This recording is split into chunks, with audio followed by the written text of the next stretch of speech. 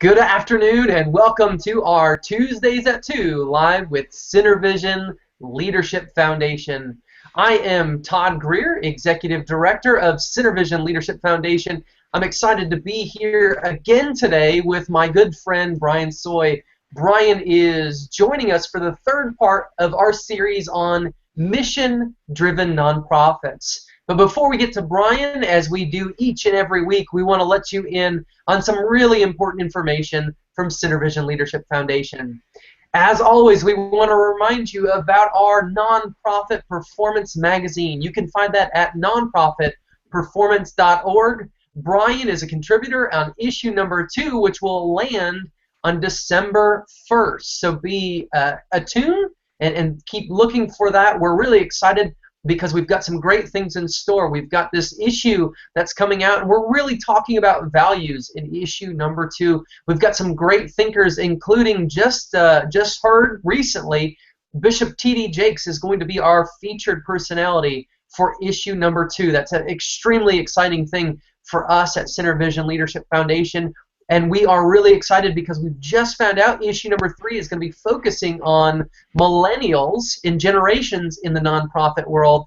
And coming up, we will have Frances Hesselbein, who is the former CEO of Girl Scouts of America, the founding CEO of the Peter Drucker Nonprofit Institute. She is going to be our featured personality for the March magazine. So big things happening around Nonprofit Performance Magazine. We also want to remind you every Thursday at 4 p.m. we continue the conversation from our Tuesdays at 2, and we engage in nonprofit chat. I know we sometimes have issues following that. In fact, last week it felt like Twitter blew up and stopped working Thursday at 4 p.m., but we continue to work through tweetchat.com/room/nonprofitchat, or you can just go on Twitter and write in that hashtag nonprofitchat, and you can follow the discussion. Brian Sooy, our guest today, is going to be with us in that conversation. We're going to go deeper in our conversation, and we want to invite you to join us as we ask really important questions about what does it mean for us to be mission-driven in our nonprofit organizations. As always, want to remind you, you can find past events or archived events through our website, centervisionleadership.org/hangouts. All right, so that's the information, that's the announcements. Here we are. I am joined again this week, the third out of our series of 3 mission-driven nonprofits. Brian, thanks for being with us. And Brian, you're muted there. There we go. Once again, I am muted because I was trying to eliminate noise. Yeah, thanks again. It's good to be here again, and I'm still getting used to these Google Hangout things. It's always a work in progress, so we're excited to have you back. Folks, if you've been tuning in, if you followed Brian in our conversations, if you followed him through the tweet chat that we've been engaging in, the nonprofit chat, and if you haven't yet, if you've looked at, and I'm telling you right now, look up Raise Your Voice. This is a book that you need to have. Brian has been gracious in walking us through this process. This is our third conversation. Today we're talking about the last 6 of the pillars, the principles that make up the Cause Manifesto. Last week we laid out things with the first 6, and we did it using a hypothetical organization. We're going to come back to organization this week as we think about and engage what does it look like to be a mission-driven organization in regard to these things. So for point of review, I want to remind you our hypothetical organization is the Indianapolis Housing or Homeless Coalition. It is an organization that has a stated mission. Its stated mission is to serve the homeless community in Indianapolis by providing shelter, food, and transitional services that give individuals a brighter future. And we did some work last week as we talked about honing in and harnessing that mission and making sure that we don't fall to mission creep. We're going to continue that discussion today. We're talking today about 6 principles. The first 3 are very relational, the relational principles, and the second 3 are aspirational principles, or the things that we aspire to be in our organization. So without further ado, we come to be social. All right, here we go. We will be ambassadors for our cause and recognize that every interaction is an opportunity to build relationships. Brian, what does that look like then for our hypothetical organization, the Indianapolis Housing or Homeless Coalition? What does it look like for them to be social? Well, this organization, when the word social, is going to think, oh, we need to have a social media campaign. And that's exactly the point where you grab that big lever that says brake and you yank it to bring the entire train to a complete stop. Because being social is not just about what we have come to know as social media. The secret is that everything we do is social. So it's a Google Hangout. It's one-on-one meetings. It's any type of design that communicates in some way. It's the website. It is social media too. But so much of what we do is relational. The things that we do outside of the one-on-one relationships is all geared toward engaging people in a conversation, starting a conversation, and getting them to this point where you can have a conversation with them one-on-one and actually draw them into your experience so that your experience becomes part of their story. Yeah, that's really intriguing, Brian, because I think what tends to happen, and I appreciate you focusing and pointing out that social media is not the only place for being social. And in fact, I want to challenge that even further and say, I think in many ways our focus on social media has actually pulled us further from the relational principles that you talk about, because I think a lot of times what ends up happening, and I was just sharing with you before, I think we tend to look at this as a way that we can chuck information out there and hope somebody's going to pick it up, and we forget that we have a responsibility as keepers of the cause, as voices who are being raised up, that we need to go and we need to have conversations, but we also need to listen. We need to be relating to people in that. Sure, because they're going to have concerns, they're going to have their own ideas, they're going to have their perceptions about the organization. And even when you're talking food, shelter, and other services, I mean, it just smacks of we're everything to everybody in that space, and how easy it is to mission creep, and understanding that and analyzing and looking at 80% of what we do maybe is shelter. So maybe we need to refine our mission, and seeing how that watching and seeing and experiencing what others see can help us refine what it is we're doing. That's a great point. I actually was looking at an article earlier today that was talking about, it was a contributor to Forbes some time back. They were talking about the importance of collaboration in nonprofits. And I think for too long we've been very scared and very territorial when it comes to things like collaboration. And the writer of this article was actually saying that there are times that we need to think about maybe we're presenting duplicative services or products, and maybe it's important for us either to back off or even to engage and think about how do we combine the organizations to do that. And you bring that to light. Maybe when we're talking about food in our organization, maybe we're really duplicating the efforts of the Indianapolis Food Bank or some entity that's there. And maybe when we think about transitional services, maybe we're stepping into the realm of some other social service. So it's really important, going back to what you talk about being mission driven, is to make sure that we have really focused our mission and that it's not way wide, but it's very clarified as we go forward. Absolutely. And I think the more time goes by, you're going to see more and more funders wanting more and more organizations to talk about collaborating to eliminate the duplication of services, because they want to fund impact. So if there are 2 or 3 organizations doing the exact same thing, even though there is some noble reason why the founder started it, if they're all doing the same thing, they may need to look at consolidation or cooperation in order to maintain some semblance of funding.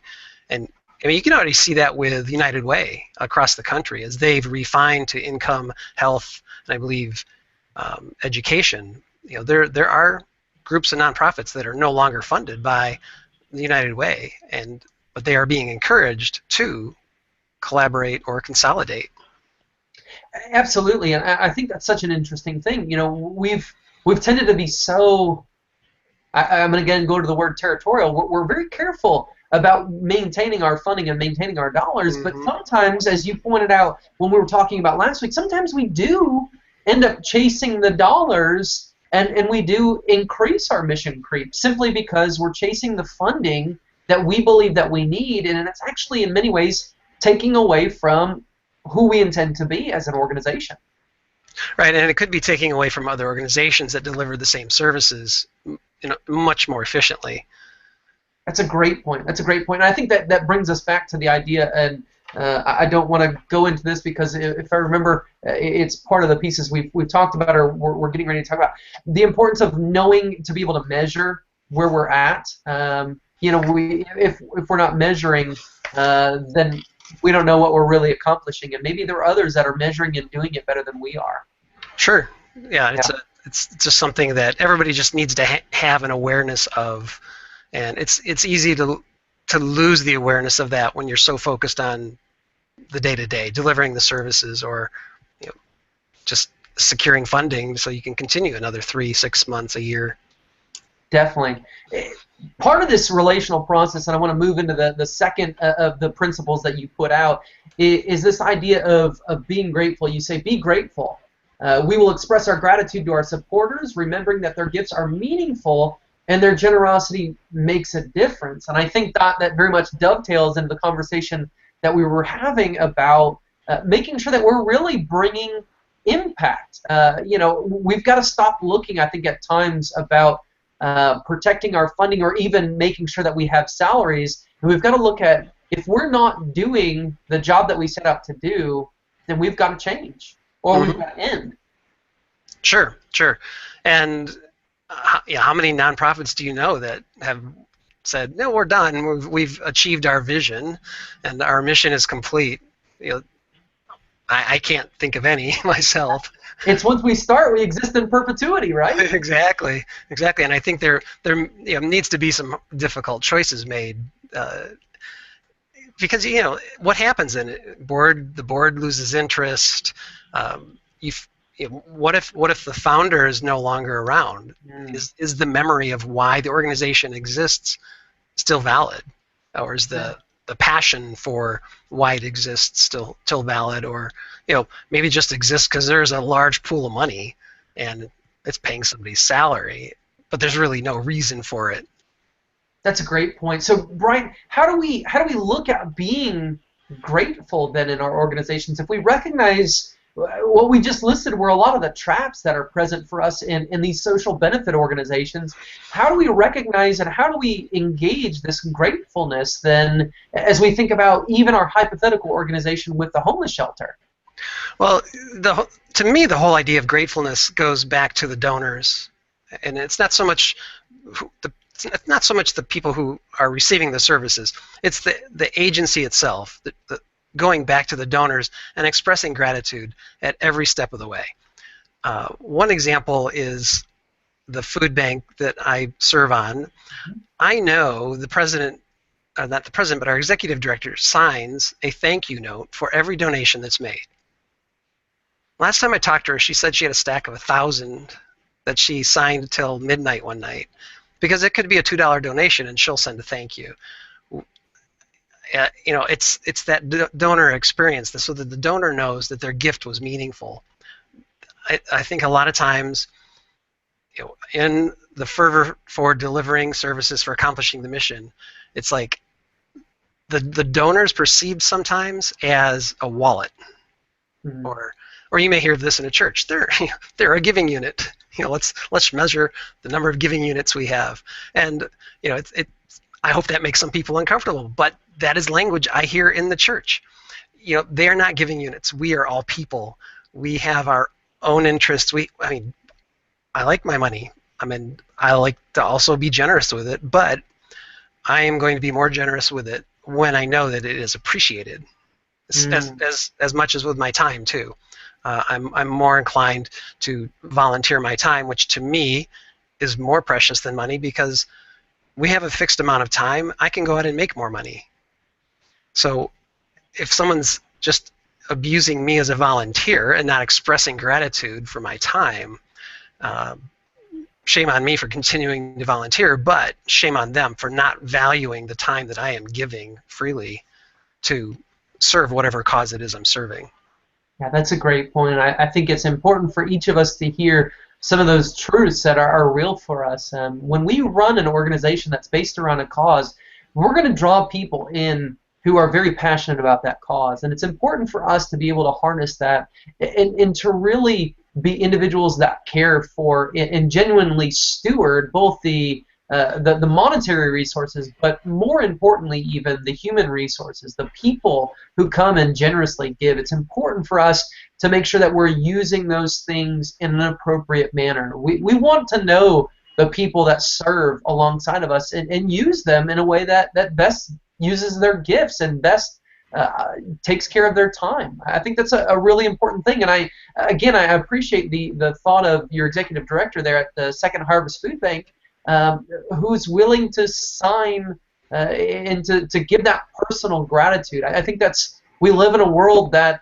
the only mail most of us receive are bills or junk mail. So having a signed letter or having a signed postcard is something that we recognize. Wow, this person truly took time to care about us. Sure, yeah, and seeing that it's done in ink on a note card itself, not just a form letter. That makes a lot of difference, I think.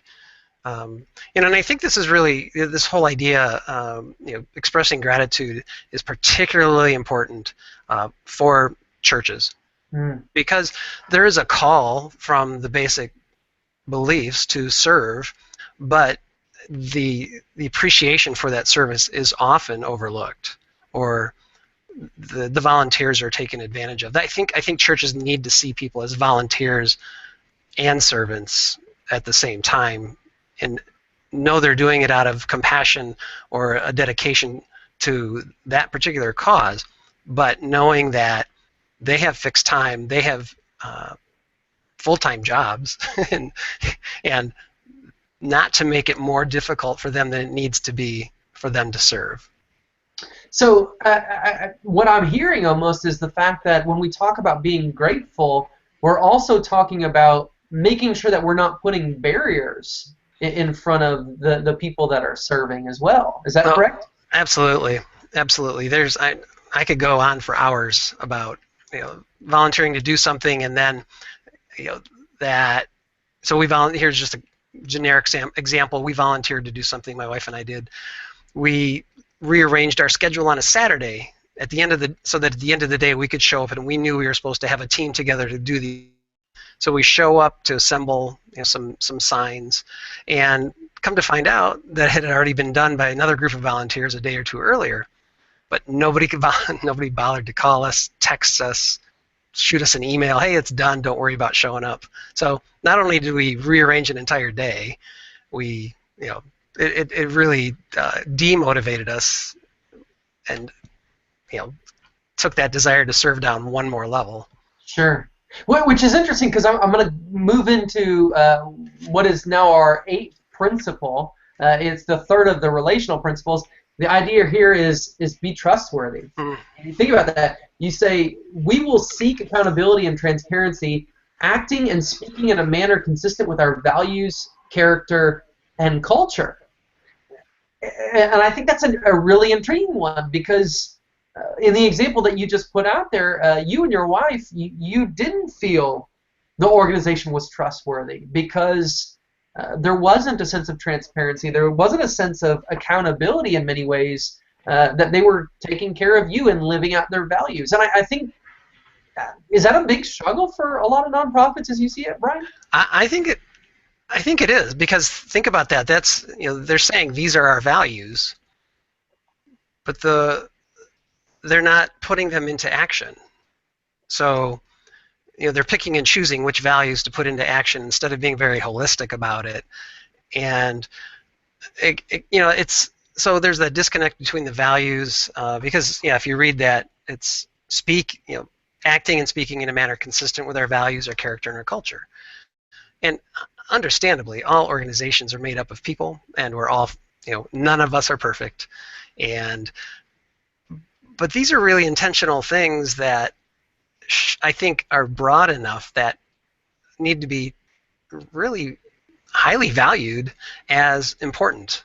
They're not an afterthought. Volunteer coordination is not an afterthought. There are systems in place, systems that can be used, scheduling, email, texting, to communicate better. Oh gosh, it all comes back to communication. There's just not that commitment to communication, which is what connects the values within the culture. And well, let's wrap something real concrete about it. I want to think about that trustworthiness, and what does it look like for our hypothetical organization? What does it look like for them to be trustworthy? You talk about communication. What would consistency look like between what they're saying, what they're doing, what they believe, and how they're acting? What does that look like, do you think? Well, if their mission is to deliver these services, and they cannot do it on their own, especially an organization like that probably does not have the staff to do everything, cook the meals, serve the meals, keep the place clean. So they're going to rely on volunteers. So ideally, they have a volunteer coordinator, which may sound like a superfluous position that we only need this if we can afford it. No, if you're dealing with a lot of volunteers, then you need someone there who's going to ensure that on Tuesday we contacted 8 people, and on Monday we contacted those 8 people to make sure they're going to show up on Tuesday. And if somebody's calling in saying, I would like to volunteer, who's the one point of contact that they want to contact? Just so that there's a face to the organization. It's not just like you go onto a website, sign up, you show up and hope that everything connected there. And it could be a matter of putting processes in place. If there's a large number of volunteers needed, such as United Way does a day of caring, there's other organizations that do single days, putting a really effective online tool in place that shows, here are the openings we have, you put your team in, and then your team shows up there so that you can go back and remember what time you signed up for, or that you see what times are blocked and you can fit your time into the availability. It's making the whole process as easy as it is for the volunteers that you rely on to deliver your services.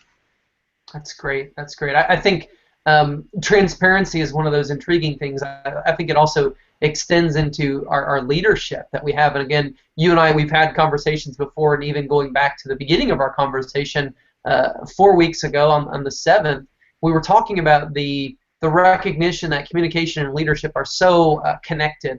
I think transparency, when we think about this, transparency also comes into what we're communicating that happens behind the scenes, so to speak. We want to make sure that our actions in our board meetings and our actions in our staff meetings are engaging and functioning in the same way as our actions out in public, that we're acting consistently with our values. We're acting consistently as character and an understanding of who we are and how we engage with others, including our internal others. So I think that's one of those pieces of transparency that we sometimes get lost. We have these organizations that they're really good and really effective at outside communication and outside living of their values, but sometimes they forget that also needs to happen internal into an organization. Oh, absolutely. It's that question, I hear you work there, is it a great place to work? And I've heard a lot about the organization. Is it a great place to work? And there could be 2 different answers and 2 different sets of messages there. And people may say yes, but, and again, that's purely hypothetical. But say in the shelter that the executive director was a leader who led by was dictatorial, and it was more of telling staff what to do versus delegating authority, because you end up with different results. You end up with demotivated people. You end up with an internal culture where everybody's either demotivated or disengaged. But if you're empowering people and you're communicating that they are empowered and that you expect the best of them and that you've given them the resources they need, well, then all of a sudden that organization starts to flourish because people feel ownership, and and they're able to say, well, yeah, it's a great place to work because, and here's the reasons why. That executive director empowers us. We meet with them weekly. We do staff development, but once all these things were in place, we were able to quadruple the effectiveness of our organization because the executive director wasn't trying to do everything. They knew they had to delegate, and once they delegated, they just focused on that team, and then let that team focus on their teams. Yeah, I love those words. Empower is a word that is so important to me, and I think that's one of those things that we recognize. We all have strengths and weaknesses. It's important to empower people to really do the things that they do well, and to make sure that those are harnessed for the good of the organization. And again, when you talk about engagement, you're talking about engagement and empowerment. Those are things that fit with this next aspirational principle here. Be positive. You said we will choose our words well, for they will motivate people to follow, donate, advocate, and believe in our cause. And so whether we're talking about internal or external, we're talking about the importance of being positive. Tell us a little bit more about that, Brian.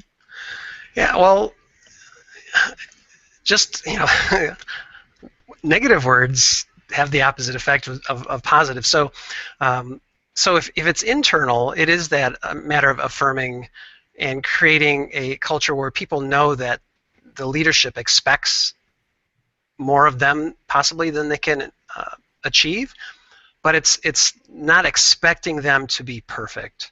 It's just that they have a high standard for performance, and that the expectation is that people on staff will do their best to deliver the services in a manner that's consistent then with the values of the organization, speaking positively on behalf of the organization. I take that, I just think of the situation a couple of years ago where there was a university president who spoke ill of some of their peer universities from a I think a competitive standpoint, and how that demotivated people inside his university and caused a lot of uproar in the athletic community as well as just the collegiate community. They weren't positive words. So knowing that positive words are what motivate people, then why else would you use any other words? Same with the messaging that you use externally. We've worked with organizations that interview their the people who use their services and found out what the negative impressions that those individuals have, turned around then and started using the exact opposite of those words to try to counter those, and then they had to back them up, which they did. Yeah, that's intriguing, because two pieces of research kind of come to my mind when you're talking about this. There's a lot of research that has focused on that 3-to-1, that we need 3 positives to 1 negative to counteract and move us forward. But there's also the research that has focused on the fact that up to 70% of our workers are at least mildly disengaged. And if we're not using positive language, if we're not promoting the good, if we're not building up, then we're simply adding to that in our organizations. And I was thinking about, as you were talking, I was thinking, well, gosh, if 70% of our people who are paid to come are disengaged, what does that look like for people who are just doing it because they have a connection to the cause? If we're not being positive, who wants to come and do this? I mean, we're talking about giving of your time, giving of your money, giving of your capital, whether it's social capital or personal capital, whatever that is. Who wants to do that when you feel the poo-poo parade, so to speak? That's good. Yeah, and that's a great connection. And then think about it. So you've got the people who are coming in who are then being led by demotivated people. Where does that take everything? And actually, I think that percentage is higher. NPR today had a segment on, and this is just this morning, on All Things Considered, or no, what the morning edition, that I think it's 12% of employees overall are engaged and passionate. So that's low, And that, there's a caveat here. That's not just during March Madness, okay?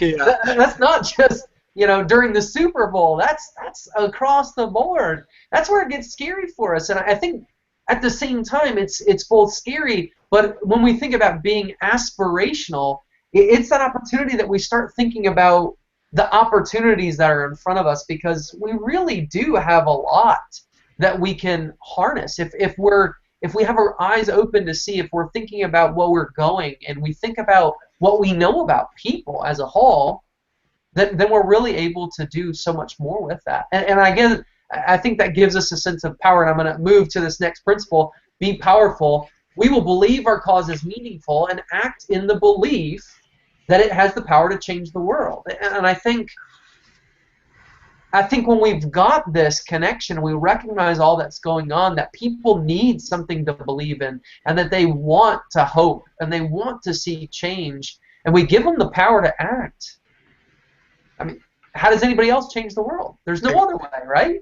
Right, and if you don't believe it, then who's going to? So think of it this way. So think about how being powerful and being positive ties into mission. And what if mission were really more about, this is the type of organization we want and need to be in order to be powerful and to change the world? What if our focus as an organization became more on just creating an organization that was able to deliver no matter what the mission was, but knowing what the mission is and being a powerful organization, it just makes it much more effective. So are you almost advocating an aspirational mission? Possibly. I mean, as you were talking about that, it just came to my mind. What if we shifted that more toward what a mission statement really should be?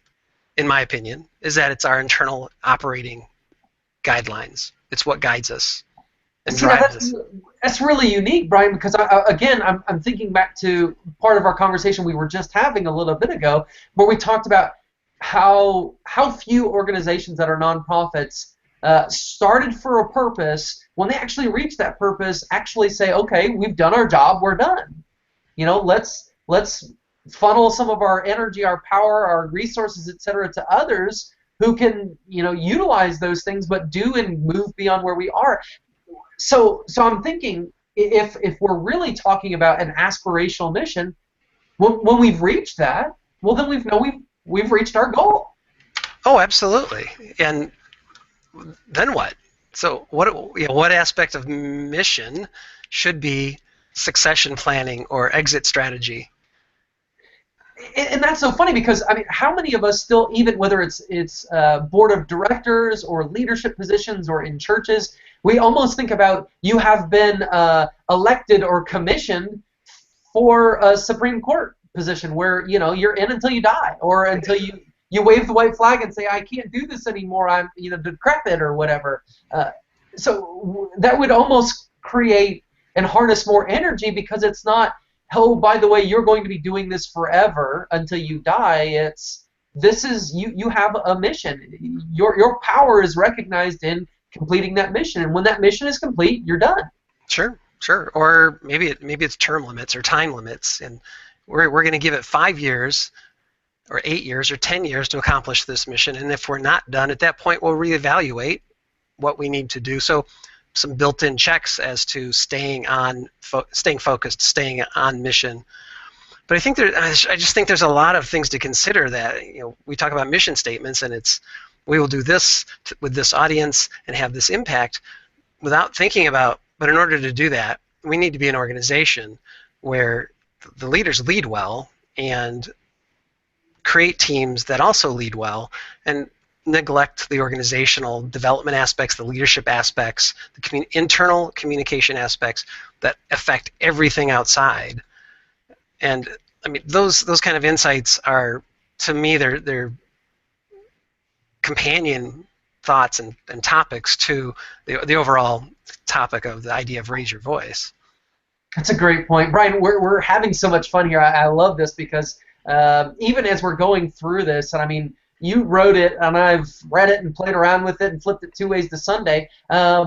but we're able to take this and we're able to engage, and I think that's one of the things that makes the Cause Manifesto so powerful, is that it's, in many ways, it's a living document. It's an active processing that we're engaging, and we can see new ways to go from here. And I guess the exciting thing is, to me, that leads into the 12th principle, which is be courageous. You say, we will dream big dreams and have the courage to change and adapt in order to make our vision a reality. So here we are, we're talking about having courage to say, you know what, rather than living in perpetuity, we're actually going to put a timeline on this. We're going to put a deadline, an expiration date. We're going to think about, you know what, sometimes we did this and we fell on our face, and so maybe we need to pivot. Maybe we need to rethink who we are as an organization, and it really does take courage in that.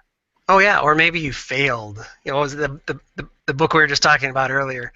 Maybe it was just a complete failure, and you realized, okay, we failed, but we learned these 3 things. So now we're going to be able to do it successfully. Once we find new funding. And that's it. And maybe it's find new funding, and maybe it's think our programs differently. I mean, you know, we talk about how many times that we try to do something. We try to do something because it's up here.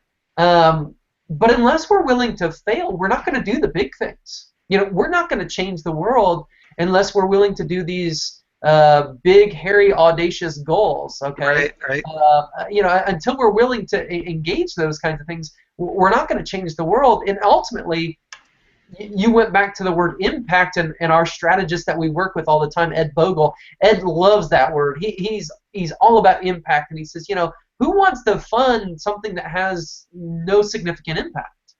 You know, who wants to fund a mediocre organization? Who wants to fund, in the instance of our hypothetical, who wants to fund the Indianapolis homeless shelter or a homeless coalition, who they serve 3 people and they're basically just keeping them afloat, and they're not really doing them the justice of making them transitional, simply because, well, we just need some people to stay here so that we can look like we're doing something. Right. Yeah, and you know, sometimes that courage it's a matter of saying, you know, we just need to refocus. We need to just stop what we're doing and, you know, continue to deliver the services we were doing, but evaluate and reevaluate. And of course, that always involves the board, and there's a lot of dynamics. I mean, we make this sound so simple and theoretical, but sometimes applying it gets messy. And sure. But until somebody is willing to step out and be courageous to say, you know, I don't think this is working, and to go back to the be positive. One of the ideas I use is 2 stars and a wish. So, you know, hey, you know, we do this really well, and we've done this really well, but I wish we could do this instead. And, you know, so maybe it doesn't have to be the complete putting on of the brakes. Sometimes it's an evolution of what's happening in the organization, evolution of the organization itself, or the mission that it's and the vision that it's seeking to accomplish. Yeah, I mean, if you take that principle and you think about it even from a corporate product standpoint, if Apple had only continued with the iPad, or excuse me, the iPod, and that's what they said, okay, well, it sold a lot of units, so it's good enough. Let's just keep that out there. We wouldn't have the iPhone, we wouldn't have the iPad, we wouldn't have a lot of the advances even that you see in the Mac operating system. And I'm not a Mac user, but I can think in those terms. You think about that. We see that it's very tangible from a product perspective. And I think it's important for us to harness that kind of thinking even in the organization as well. It doesn't mean that what we did before was a failure, but we're courageous enough to look ahead to say, yeah, there's something in the future that we can do this even better. We can take and harness our learnings from these previous experiences, and we can grow forward. Right, and that's why I remember when I wrote this resolution, that the idea of to be courageous, to change and adapt. And I think too often, again, there's founder syndrome. Well, the founder wanted this, yeah, but let's talk to the founder. Let's get the board together and talk. We can't do that anymore. We need to change. We need to adapt. We need to look at reality with whether it's a funding reality, an audience reality, just a resource reality. There needs to be more flexibility and more willingness to just somebody step forward and say, I've got 2 stars, but here's my wish. Yeah, I think that's an important thing. We also have to be realistic, too, when we think about what the founder had in mind. The founder was probably pretty forward-thinking when they founded the organization, thinking about how do we, very much aspirational, being courageous. And I think sometimes we forget that we need to be willing to adapt to the times. It doesn't mean taking our core beliefs, our core values, our core understanding. It doesn't mean that we have to throw those puppies out, but it also does mean that we need to adapt to changing times and recognize that form and function. We need to understand what's really foundational to who we are and what's adaptable in order for us to be out there thinking and functioning for future society. Absolutely. Absolutely. Brian, man, if we could keep this up every week, this is great. This is the exciting stuff that we're talking about. We are so thankful for your 3 weeks with us here in this Tuesday at 2 on CenterVision Foundation, the CenterVision Leadership website. We're thrilled to have you join us on Thursday at 4 for Nonprofit Chat. And again, that website you can see here, #nonprofit chat. I want to remind people again, I've said this a couple times already, but Brian has a fantastic contribution to issue number 2, which will land December the 1st at nonprofitperformance.org. So you'll be able to find and follow Brian. You can find Brian at the website that he has listed there, aspire.com, AESPIRE.com. And also, you can follow Brian at Brian Sooy on Twitter. You can follow Aspire on Twitter. You can see the great things that they're doing. Check out causemanifesto.org. Check out the things that are happening. This is a guy who is shaking things up, and not in a detrimental way, but he's shaking things up to cause us to think, just as we've been talking about for 3 sessions now, about being mission-driven in our organizations. Brian, thank you so much for being with us. We look forward to continuing the conversation on Thursday and for waiting for the next book to drop and waiting to see what else comes out of Aspire. You guys are doing great stuff, and we're just excited to be alongside you in this journey. So thank you very much, Brian.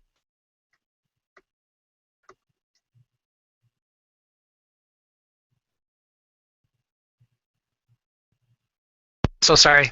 It's good to be hanging out here with you, Todd, and to be involved with CenterVision Leadership. Thank you much.